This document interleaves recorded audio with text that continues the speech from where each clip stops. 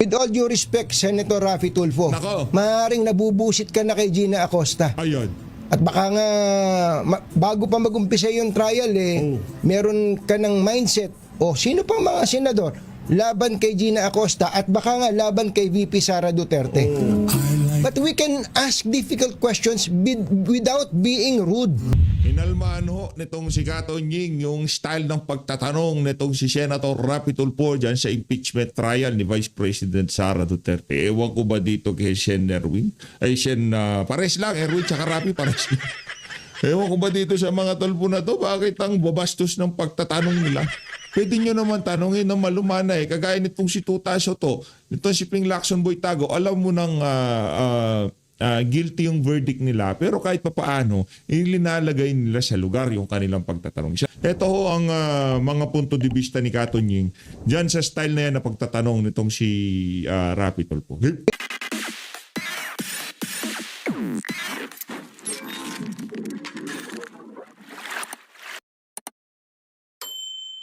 With all due respect, Senator Raffy Tulfo, Nako. maaaring nabubusit ka na kay Gina Acosta. Ayun.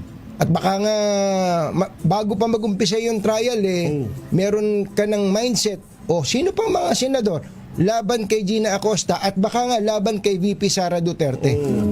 But we can ask difficult questions without being rude.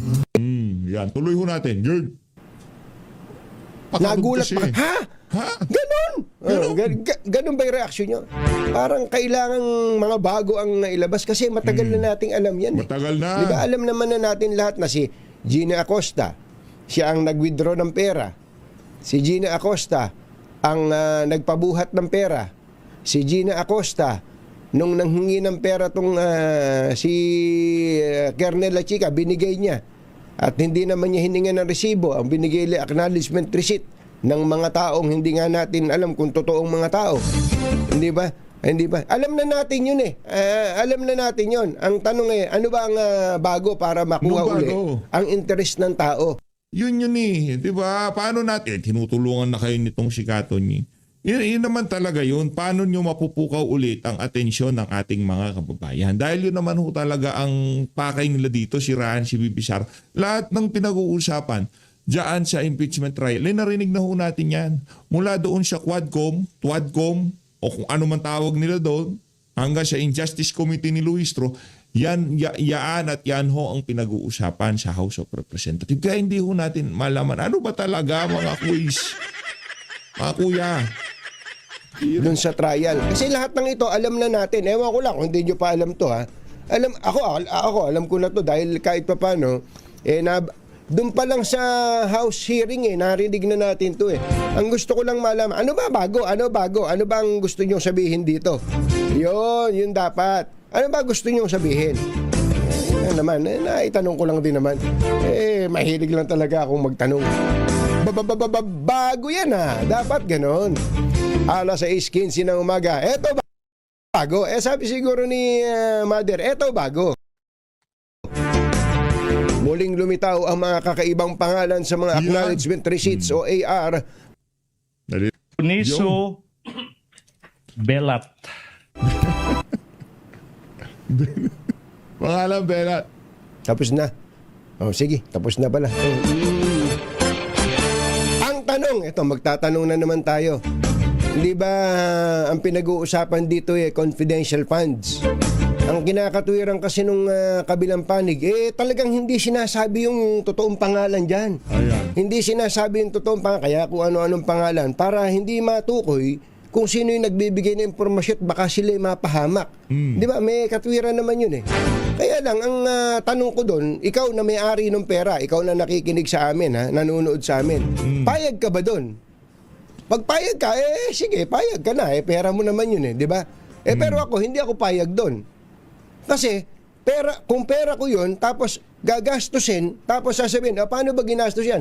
Binigay ko kay pusa ba't naman ako papayag doon? Fair naman yan. Fair yung sinasabi ni Kato Nying. Walang mali dyan sa sinasabi niya na yan. Ang ano lang ho yan, ang bottom line dyan, dahil nga hindi talaga pwedeng sabihin ng pangalan dahil mga makakaliwa yan, pagka nalaman nila, kung sino yung nagbigay ng impormasyon, malamang sa malamang, hindi na makikita kung sino man yung nagbigay ng impormasyon na yan. Tanggalin na lang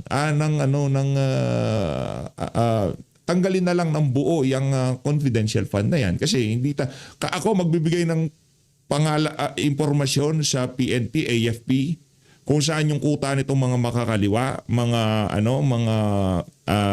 merong gustong gawin sa masama sa pamahalaan, tapos sasabihin nila pangalan ko, kukuhanan nila ako ng mga impormasyon. Ay, wag na lang, di ko na sasabihin, bahala kayo dyan. Ang gagawin ko dyan sa pera na yun, ikakagurgur ko yung impormasyon na ibibigay ko sa inyo, di ba? Tanggalin na lang ng totally ang confidential fund. Kasi kahit ako, meron akong nalalaman at kung yung nalalaman ko na yun, kakagurgur ko kung sakaling ibigay ko sa mga otoridad. Hindi ko na ibibigay kung sakaling kukunin nila ang pangalan ko. Ganun kasimple. Ay, inis ako, tatanong ko, sige, yan ang alias. O bigay mo sa akin sa secretly, total Hindi. secret fund. Bigay mo sa akin yung Alam ko, meron secretly, nandun nga sa vault. Diba? Oh. totoong listahan. O sino ba itong mga tao na to? Total, hindi ko naman isusuplong yun dahil ako naman yung... Sinong hindi magsusuplong? Si Franz Castro? Si ano pangalan ito? Itong si Raul Manuel. Diba? Sila hindi nila isusuplong. Sino ba ang gusto nilang makita yung listahan eh? Sino? Mga makakaliwang grupo. Diba? Ito pala yung tao na to. Oo. Kumbaga, pwede talagang alias ang gamitin. Pero pagkakwentahan na, pagkakukwentahin mo na kung saan dinala yung pera, pagkakuha na, ang magtatanong, dapat namang totoong pangalan dyan. Kasi kapag pumayag tayong ganun, halimbawa, wag na yung tungkol sa confidential fund ni BP Sara, halimbawa, confidential fund ng militar, at ganun ang gagawin nila. Hindi ba parang binigyan natin ng oportunidad tong mga taga-military, halimbawa yung disbursing officer o kaya kung sino man yung security officer ng militar na naghahanap ng mga informante, hindi ba parang binibigyan din natin sila ng laya at tinutokso din natin sila na gumawa ng kalukuhan? Kahit sino pala ilagay mong pangalan, pwede mong dispatchahin yung pera ng gobyerno. Yun po ang tanong. Yun dapat ang maintindihan ng mga kababayan natin. Pwede ba yun? Ayun na. Ganun lang kasimple. Kung ayaw na sambayan ng Pilipino yung confidential fund at kung ako, bilang confidential informant, kukunin nila yung totoong pangalan ko, kailangan kong ibigay yung totoong pangalan ko para dyan sa impormasyon na pwede kong ikagurgur. Wag ko nang ibigay. Confidential. Pangalan mo na yun. Pagkakakilanlan mo na yun. Diba? Ganun lang kasimple yun. Wala namang problema. Kung ayaw na sambayan ng Pilipino, di tanggalin natin. Ganun lang yun. Pwede ba yun? Tama ba yun? At kung tama, ba't pa natin pinag-uusapan to? Diba? Kung mali naman, ba't sila pumayag? Ba't wala pang mga kaso yung mga iyan? Hindi lang si BP Sara, pati yung iba pa. Hindi. Tanggalin na natin, Katonying. Ako, pabor ako sa sinasabi mo na yan. Kung siyasatin na natin yung confidential fund, silipin din natin kay Marcos Jr. Baka makakita pa tayo dyan. Pulbos, Johnson & Johnson, di ba? Baka ganyan yung mga pangalan eh.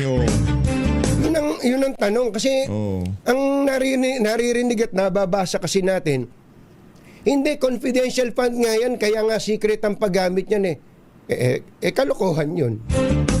Kalokohan yun. Kung gano'n ang gagawin nating pamantayan, tanggalin na natin talagang kahit walang operation, lulustayin lang nila ng Kaya nga, para lang sigurado, tanggalin na natin yung confidential fund. Totally, pati yung mga taga-AFP. Hindi nga natin alam kung anong mga aliases yung ginagamit sa AFP, sa confidential fund ng Pangulo, intelligence fund ng Pangulo. Hindi natin alam, Katonying. Ngayon, dito sa nasisingle out si BP Sara. Kung eto sila chika, hindi siya bago dyan sa ganyang kalakaran. Malamang sa malamang, nung nasa AFP pa siya o sa PNP o kung ano man nasa serbisyo pa siya, ganyan ang kalakaran. Kaya ngayon, kung question natin yan, dapat questionin din natin yung mga confidential intelligence fund ng AFP, PNP, DILG, DOJ. Wala na ba ngayon? Wala na ba? Kasi balita ko nung panahon ni Boying meron daw ganon. Let's go. OBP. Office of the President, OBP, ayan, kinakalkal na natin. Kasi naano ngayon na ang tawag dito na napopokus lang yung kay VP Sara. Di ba? Yung sa kanila hindi. Ano ba yan? Pero yung standard, yung pamantayan na ginamit ni VP Sara para gawin niyang confidential, ano na yun, ika nga yung mga dokumentong ibinigay, yung mga acknowledgement receipt, magaganyan din ang kalakaran sa AFP, sa PNP, sa Office of the President. Ngayon, nayayari si VP Sara, ganyan ginagawa, yan naman pala talaga ang kalakaran sa pagdating sa confidential fund. Para wala tayong problema, okay lang naman sa akin, okay ba sa inyo? Tanggalin na natin confidential fund. Mayat mayaron eh. Merong pumutok doon, merong sumakong dyan, yun ang problema. Tulustayin yung pera. Hindi po Doon kasi ginagamit yan. Pagkuha ng mga sensitive information. Binibili ho yan. Diba? Binibili yan. Hindi ho libre yan. At kung ako sakali ako magbibenta, hindi ko ibibigay ang pangalan ko, period. ba, mga kababayan? Ay, nako. Iya. ACS Balita. Ba't ba tanong tayo ng tanong? Ito pa ang tanong. Ano na nangyari? Ano na nangyari sa sasakyan ni...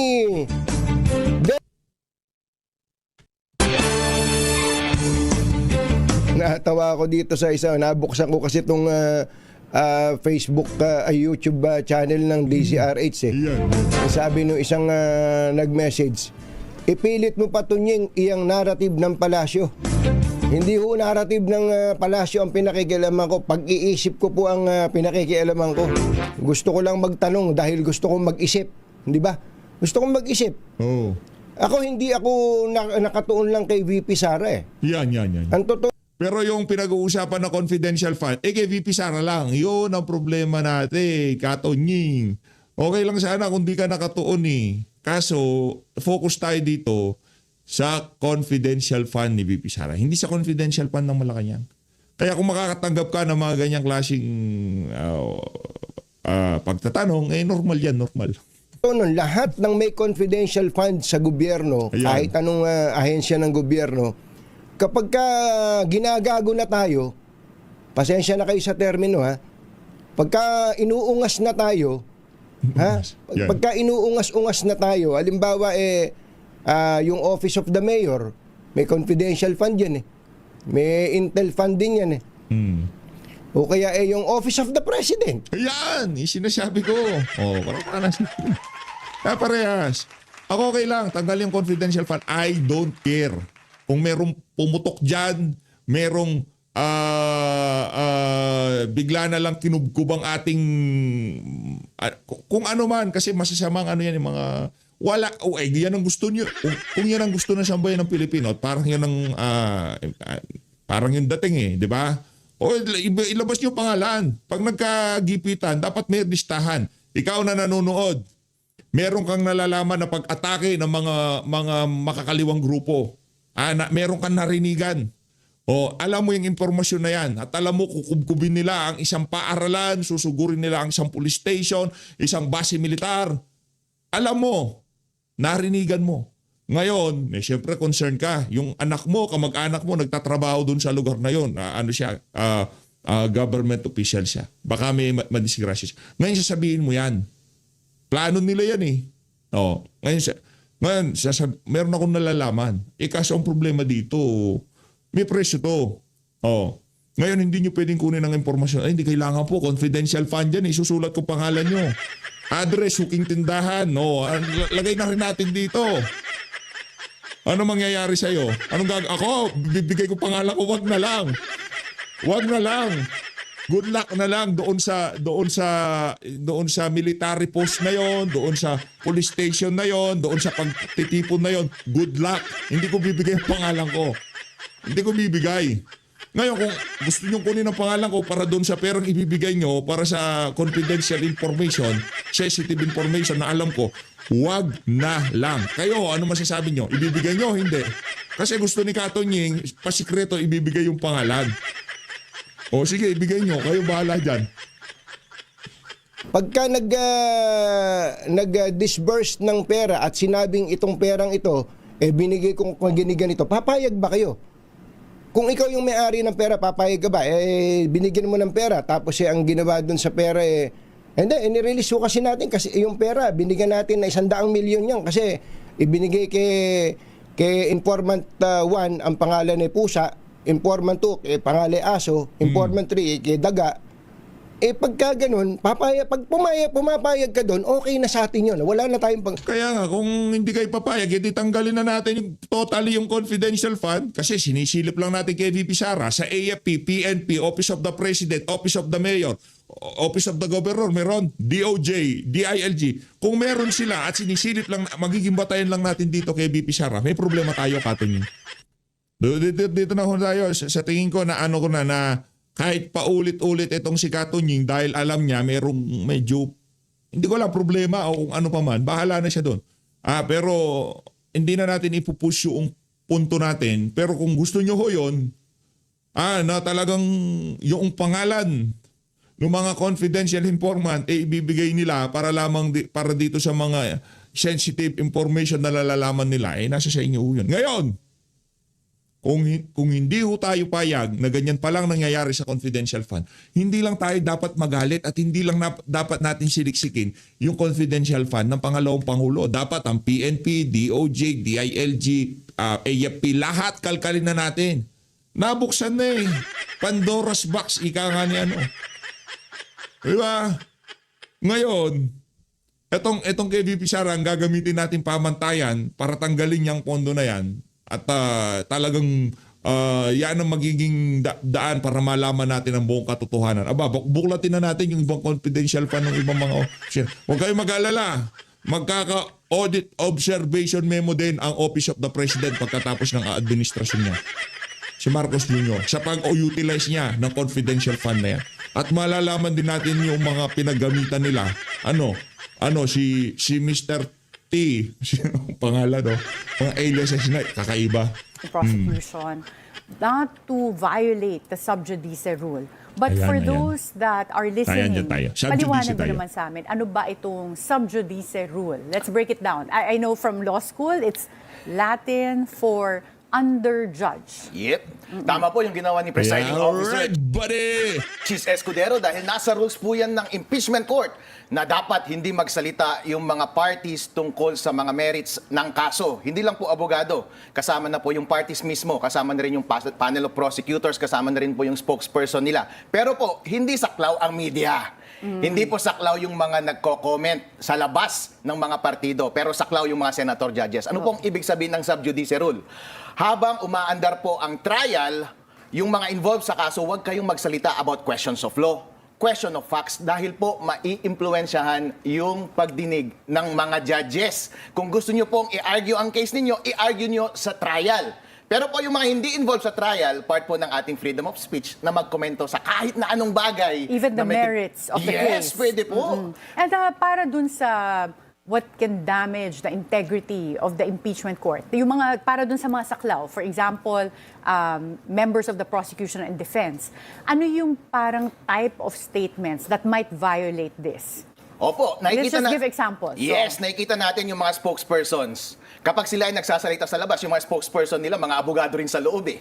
Kapag nagsasalita sila, pwede matters of procedure. Pwede nilang i-explain bakit ganito ang ginawa ng kabilang banda, bakit ganito ang ginawa ng ibang side, or ano ang gagawin natin next time.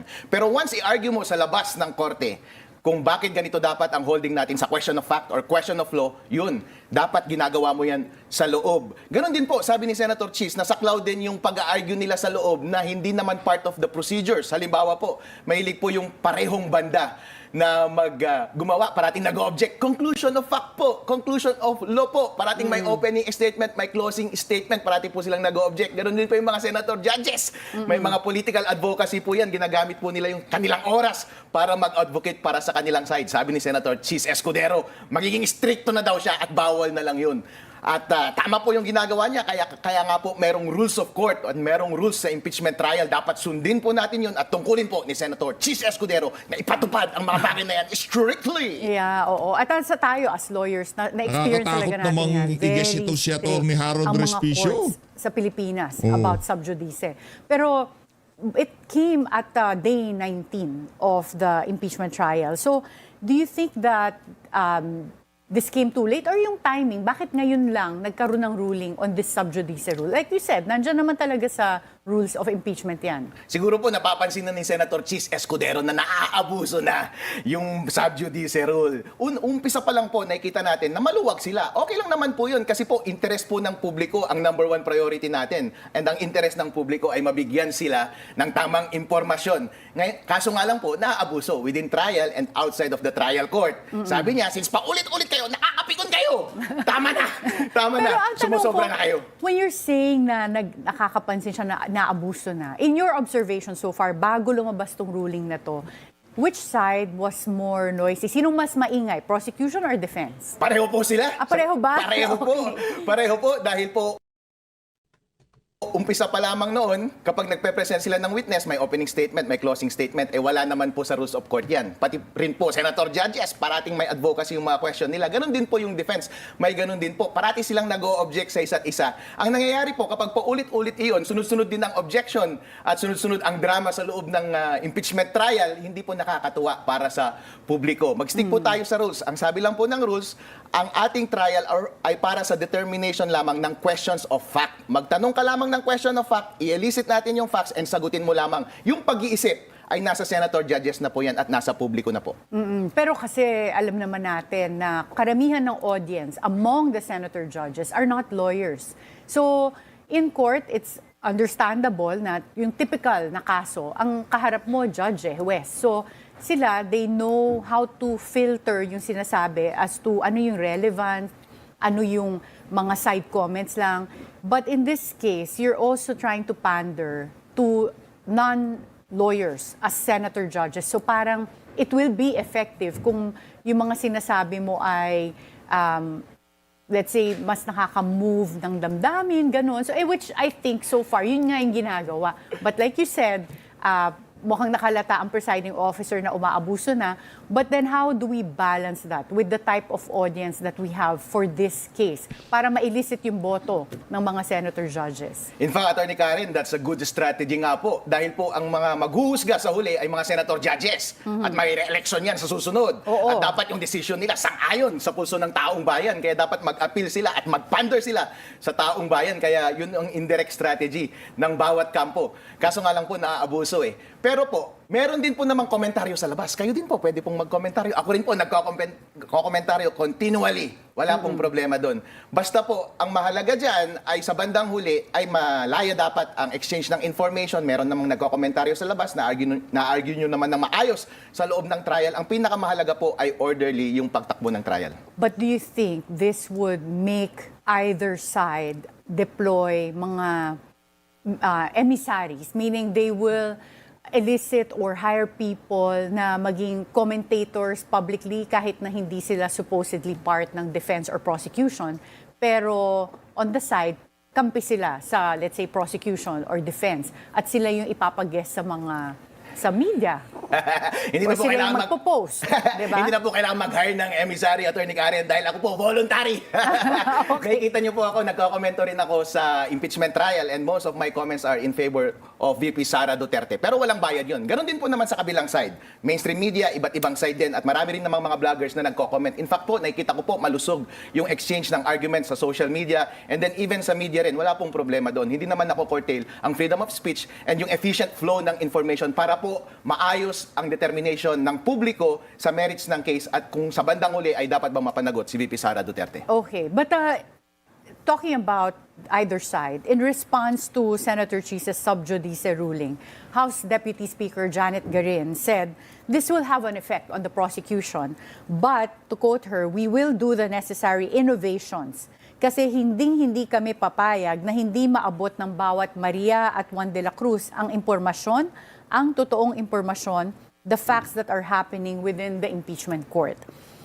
So, do you think that there's a worry on the part of the prosecution na mawalan ng interes ang taong bayan doon sa impeachment trial? In your opinion, do you believe some of those who have said that the interest in the impeachment is waning or fading? Opo, nakikita ko nga rin po na bumababa yung interes eh.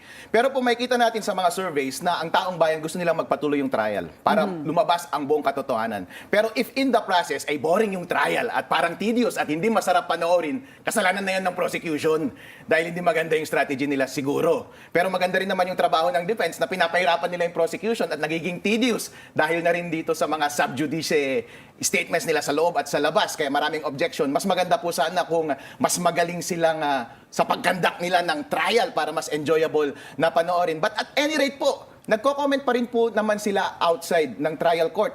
Hawak po nila ang buong House of Representatives, kahit sinong congressman po, basta hindi miyembro ng prosecution panel, pwedeng mag-comment. Meron din silang spokesperson, may spokesperson din yung impeachment court, meron ding mga vlogger na pro them, and ganoon din po sa kabilang side. Pagdating po sa paglalabas ng buong katotohanan, wala pong problema dahil naka-livestream naman ang buong impeachment trial. Kung gusto ninyong may lumabas na katotohanan, ilabas nyo po dun sa impeachment trial. Kung hindi mag-viral yan or hindi kagatin ng mainstream media yung news, ibig sabihin hindi kayo magaling magpatakbo ng inyong trial.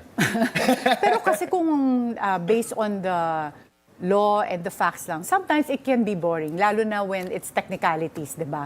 Pero in your opinion, matalino naman ang tao para maintindihan yung trial, no? So, kakailanganin pa ba talaga na maraming mag-comment? I mean, like you said, pagka naman kasi marami nagsasalita, sometimes they do shape public opinion at marami ring mga hindi involved sa trial na minsan ang kinakalat nila, disinformation. So, parang nakakagulo pa sila sa isipan ng taong bayan. So, where do we draw the line? To what extent na dapat yung itong sub judice rule should be extended to people not covered initially, like you said, yung prosecution and defense lawyers, senator judges, of course, the respondent herself, si VP Sara, mga witnesses, sila yung covered ng sub judice rule. Pero at what point do you see na dapat i-extend din to ni Senator Cheese sa mga tao na outside of the trial? Tama yung sinabi niyo, Attorney Karen, kasi meron talagang nagfe-fake news and fake opinions sa social media at Or sa TV. tinitwist pa yung interpretation ng law, di ba? Even yung katotohanan, tinitwist din. Pero ang problema po dyan, sino ang arbiter ng katotohanan? Kasi yung isang side at yung kabilang side, sinasabi nila sila ang katotohanan. Meron ba tayong isang authority na magsasabi kung sino ang katotohanan? Mahihirapan po tayo doon. Ang solusyon na lang natin ay, sige, ilabas nyo lahat ng informasyon, fake news man yan o hindi. Aminin natin, may fake news dyan. Pero po, mag-rely na lang tayo sa talino ng mamamayang Pilipino na humusga kung ano ang katotohanan. Mas maganda iyon kaysa i-censor natin ang ibang impormasyon, baka ma-censor natin yung katotohanan pa, hindi pa malaya ang taong bayan na mag-decide para sa kanilang sarili. Ako rin po, nanonood ako, alam ko rin kung alin yung fake news at fake opinion at alam ko kung anong paniniwalaan ko. Oo, pero abogado ka naman kasi. So parang, lalo na kung mali yung interpretation ng law, you can decipher that, no? In a statement released on Wednesday, VP Sara said that a senator calling a witness stupid, or a lawyer calling her as the mastermind of a scam, or another witness referring to her as a brat, does not prove a case. She challenged prosecutors to prove the charges through evidence instead of what she says, or quote, insults, speculation, or political theatrics. Do you agree that some personalities in the trial are engaged in theatrics? But before you answer this question, we'll have to welcome back at the forefront. We continue our conversation with Vice Mayor Harold Respicio. Vice Mayor Harold, in a statement on Wednesday, Vice President Sara challenged the prosecution to prove the charges against her through evidence instead of, quote-unquote, what she said, insults, speculation, or political theatrics. Do you agree with her na merong mga personalities sa trial that engage in theatrics? Pareho sila may mali. Pareho sila na-violate yung sub judice. On the Okay. part of the prosecution, part ng mga judges, nagte-theatrics kasi sila. Ba't nyo kasi tatawagang mastermind? Conclusion of law na iyon. Ganon din naman si VP Sara Duterte. Ikaw yung defendant respondent Huwag ka rin magkomento ng mga ganong bagay-bagay. O siguro naman gumaganti lang siya. Nag-sub judice kayo, magsa-sub judice rin ako. Kaya siguro napikon na rin si Senator Chi. Sabi niya, tumahimik ka nga prosecution, tumahimik ka judge, ikaw defense, huwag mo rin ipagtanggol yung sarili mo. Maglaban kayo ng maayos, gamitin natin ang rules para orderly ang conduct ng ating proceedings. Okay, so from now on, tignan natin kung sinong magsusunod at magtutow the line. Pag-usapan natin yung kaso itself. Kasi nandun pa rin tayo sa Article 1, misuse of confidential funds. Army Colonel Dante Lachica, who is the former head of the Vice Presidential Security and Protection Group, said he is willing to testify in Vice President Sara's impeachment trial. At sinabi nga ng latest witness ng prosecution na ang nakakaalam daw kung paano ginamit yung funds is VP Sara and Colonel La Chica. But the prosecution is still trying to decide if they will present La Chica as a hostile witness. Why do you think there's hesitation? Kasi parang yun na lang yun ang isang makakapagpatunay kung ma-question si La Chica, saan nga napunta yung pera. Parang missing link siya. Bakit nag-hesitate kaya yung prosecution na i-present siya? Prosecution, wrong move yan. I-present nyo na si Colonel La Chica. Ako rin po, personal, gusto kong lumabas ang buong katotohanan. Ang taong bayan gustong lumabas ang katotohanan. Sabi na rin ng mga Senator Judge, siya yung missing link. Kung magkakaroon ng smoking gun, yung statement niya ang magsasabi na inutusan talaga siya ni VP Sara Duterte na misappropriate yung pera. Siya lamang po ang link. Kapag hindi prinesenta ng prosecution yung missing link, wala silang may establish na case. Pero at the same time, double-edged sword yan, Attorney Karen. Kasi po, kapag ang statement ni Colonel La Chica ay na-explain niya ng mabuti yung paggastos at same explanation so far ang nangyari, edi wala silang mahanap na butas at masisira yung kanilang kaso. Pero at the same time, risk din yun, gamble yun. Kapag na-elicit nila sa bunganga ni Colonel La Chica na inutusan talaga ni VP Sara Duterte siya na i-misappropriate yung pera at pekein yung mga pangalan, dun lalabas ang katotohanan. Tandaan po natin, kapag nagwi-witness ang isang tao to tell the whole truth at ang buong objective ng impeachment trial ay ilabas ang buong katotohanan. Kaya prosecution, huwag nyo lang isipin as a matter of strategy na huwag siyang i-present. Ang overall objective ninyo, in fact, sabi ng Supreme Court, ang objective ninyo ay ilabas ang justice. Palabasin ang hustisya. Ibig sabihin, ilabas ninyo ang buong katotohanan. Kaya dapat ilabas ninyo si Colonel La Chica, i-present nyo siya as witness para masagot na ang lahat ng tanong at makapaghusga ng maayos ang ating mga senator judges at ang publiko. What about Ramil Madriaga? Kasi si Ramil Madriaga, nagkaroon na ng affidavit na nag-deliver daw siya ng iba't ibang pera sa iba-iba ring mga location. Pwede ba siya magpatunay ng misuse of confidential funds? At ba't hindi pa rin siya linalabas so far? Ilabas na rin yan, si Mr. Madriaga.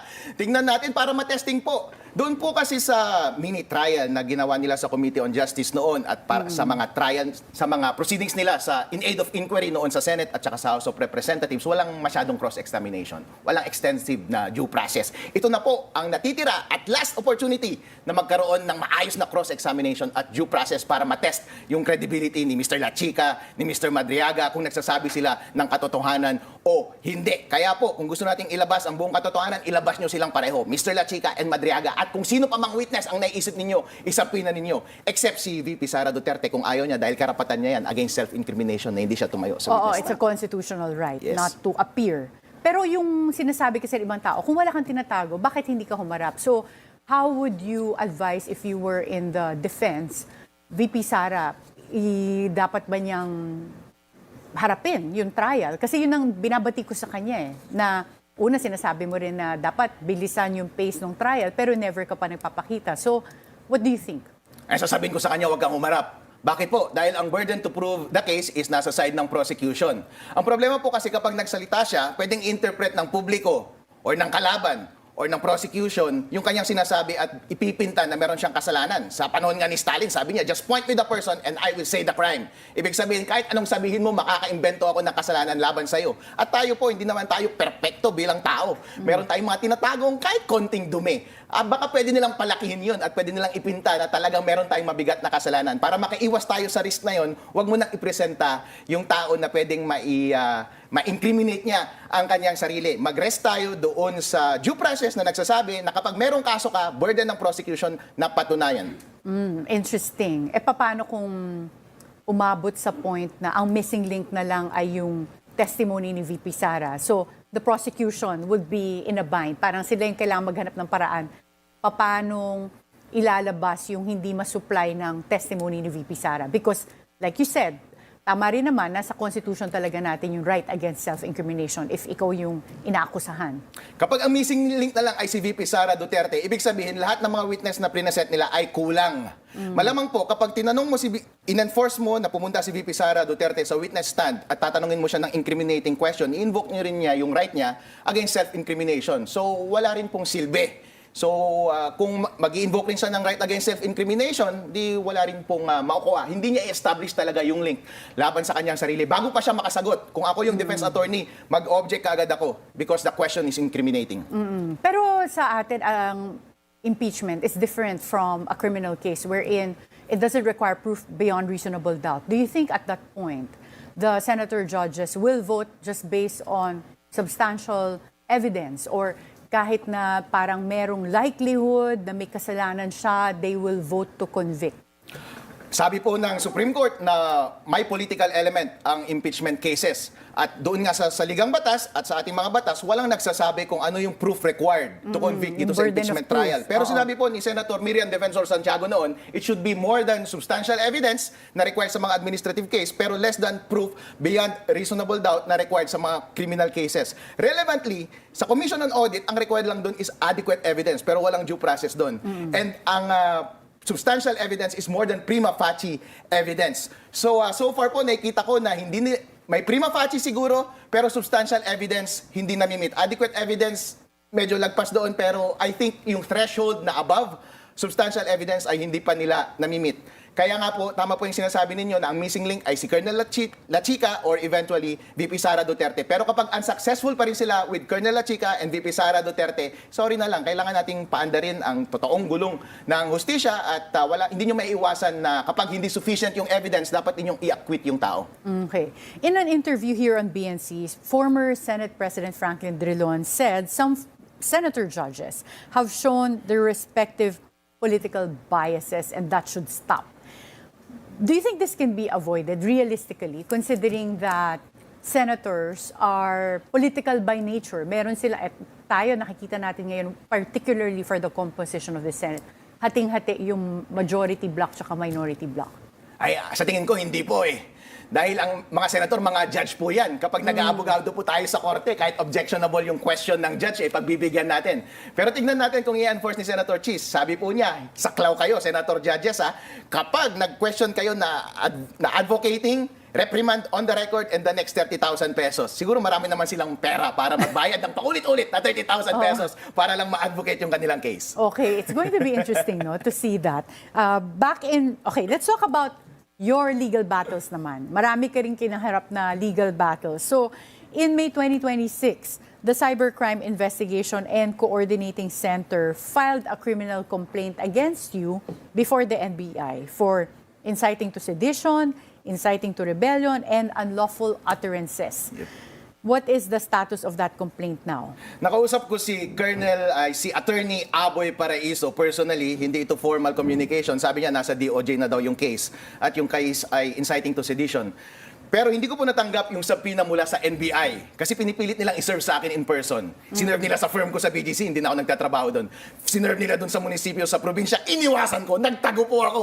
Kaya hindi nila na-iserve Ayaw sa mo akin. naman magpa-serve. Ayoko po!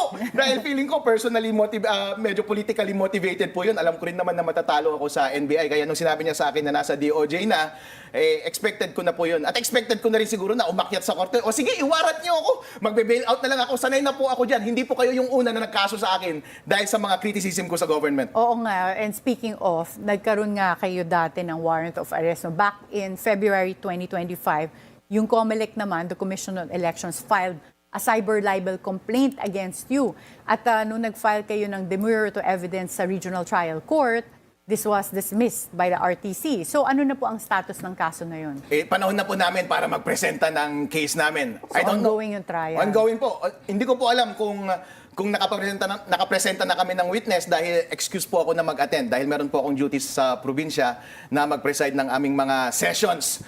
Pero good luck na lang po sa akin. Totoo po yan. Paulit-ulit po ang kaso sa akin. Ang dami-dami na pong kaso. Criticize ko yung local government, may kaso po doon sa probinsya. Criticize ko yung COMELEC, may kaso pa rin po. Criticize ko yung national government, may kaso pa rin po. Kaya nga ngayon, ayoko nang i-criticize si VP Sara. Baka kasuhan niya rin ako eh.